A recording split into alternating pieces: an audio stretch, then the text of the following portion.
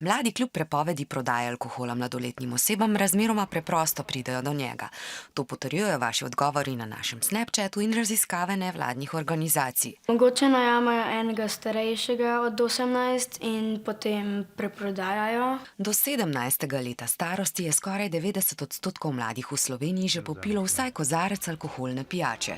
Skoraj vsak drugi mladostnik pa je bil že vsaj dvakrat opit. Na kakšnih zabavah fulkrat prinese alkohol, zavolj pijani, da je kaj boljša zabava. Nima prijatelja in potem misli, da s takim dejanjem bo dobil prijatelje. Verjetno je tudi zaradi tega, ker pač se jim zdi, da so zaradi tega boljše drugih, pač da so cool, ali pa imajo kakšne probleme recimo z vrstniki, ali pa mogoče tudi doma. Rečejo, pa daj sam probi, sam da vidiš, da pa imaš pa pritisk, da probaš. Slovenski otroci kmalu oziroma zlahka pridete v stik z alkoholom. Mladi nekako odraščajo v kulturi, ki rečemo mokra kultura. To pomeni, da je pitje alkohola zelo sprejemljivo, tudi zelo pogosto med odraslimi. Starši na novo leto ali pa na rojstnih dnevih. Martinovanje je tudi tak naš lep praznik za vino. Otroci že, ko vidijo pri mladih letih, da starši pijejo veliko, pa mislijo, da je to okej. Alkohol je snov, ki prehaja v možgane, vpliva na osrednje živčevje in s tem na delovanje celega telesa.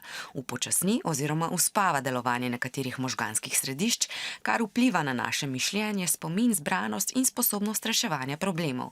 Opiti se obnašamo drugače kot sicer. Hkrati pa alkohol tudi zasvoji. Za enak vpliv ga namreč potrebujemo vedno več, zato pijemo pogosteje, saj se brez alkohola ne počutimo dobro. So mladi v primerjavi z odraslimi bolj radljivi. Se možgani še razvijajo, tudi te predeli, ki so zadolženi za razvoj zasvojenosti, se razvijajo. Da ne bomo škodovali svojemu telesu, zdaj, ko smo najbolj občutljivi.